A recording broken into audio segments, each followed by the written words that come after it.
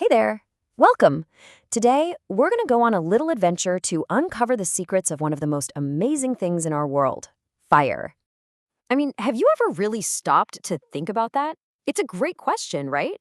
Well, stick around because by the end of this, you are absolutely going to know the secret. Okay, so check this out. Here's our adventure map for today. First, we're going to discover the magic behind fire. Then, we'll find its secret recipe. After that, we'll meet good fire and naughty fire, see it at work all around us, and finally, you'll become a bona fide fire safety expert. Let's dive in. All right, first stop on our map, discovering the magic. So, what is actually going on when something burns? So, here's the deal. It's not just melting or, disappearing. It's a super fast, super energetic chemical change, and it's got a special name, combustion. Basically, it's when a substance rapidly hooks up with oxygen and bam, you get heat and light. And this is the key difference, you guys. Think about ice melting into water. It's still water, right? Just in a different form. But burning a log? Whoa, that's totally different. It's a chemical change. You're literally tearing molecules apart and building totally new stuff like ash and all that smoke. Okay, so we've figured out that fire is a chemical change. But what's the secret recipe? How do you make it happen? Turns out, every single fire, whether it's a huge bonfire or a tiny candle flame, needs 3 special ingredients. And this is something firefighters know all about. They call it the fire triangle. It's super simple. First, you need fuel, the stuff that burns. Next, you need oxygen, which, lucky for fire, is all around us in the air. And finally, you need heat, that little spark to get the party started. And this is what's so cool about the fire triangle. If you take away just one of those 3 things, the fire just stops.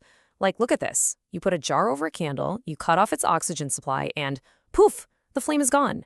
It just can't exist without all 3 sides of the triangle. All right, moving on. Now, here's where it gets really interesting. Not all fires are created equal. Nope. It all comes down to one of our triangle ingredients, how much oxygen they can get their hands on. So, when a fire has lots and lots of oxygen, you get what we're going to call a good fire.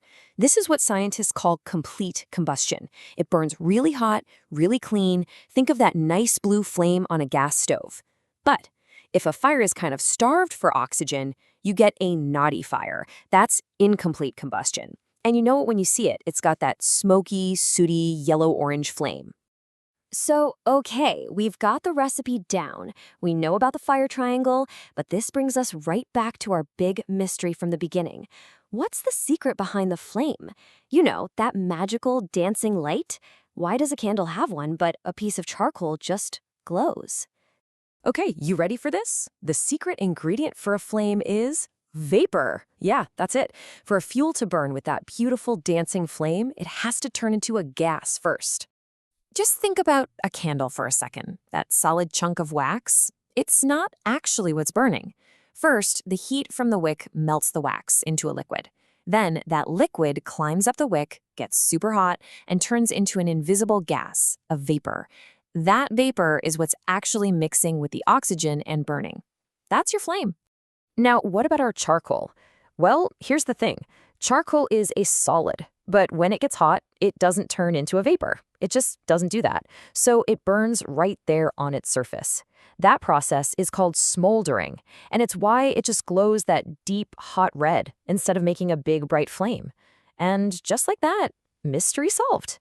So people figured out how to control this incredible reaction a long, long time ago. And now, gosh, we use it for pretty much everything. I mean, seriously, think about your day. We use combustion to cook our food, to warm our homes in a fireplace. It's what's happening inside the engine of a car that makes it go. It's how power plants generate a ton of our electricity. And yeah, it's even how we launch gigantic rockets into space. It's all thanks to controlling fire.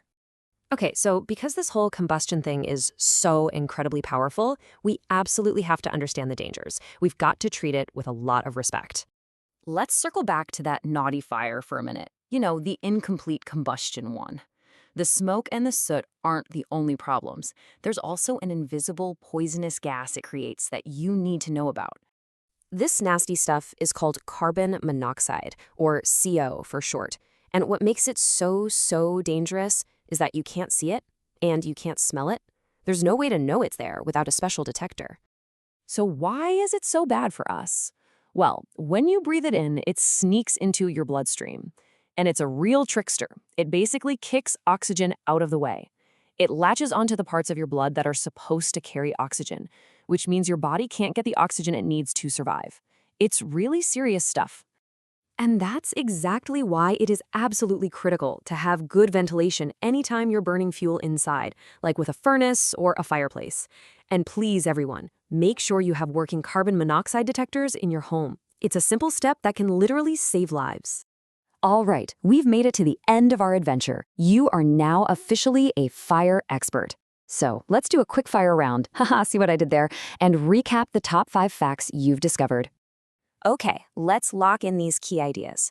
Number 1, remember the fire triangle. You always need fuel, oxygen, and heat. Number 2, a good fire has plenty of oxygen and burns clean. Number 3, a naughty fire is starved for oxygen, is smoky, and can make that dangerous carbon monoxide. Number 4, and this was our big secret, to get a flame, the fuel has to turn into a vapor first. And number 5, we use the incredible power of combustion every single day. So, there you have it. You now know the secret of fire. It's this amazing process that gives us so much power, warmth, light, but we also know that it can cause pollution. So that leaves us with one last really big question to think about. Now that we understand the science of fire so well, how can we use that knowledge to engineer a cleaner, safer, and brighter future for everyone?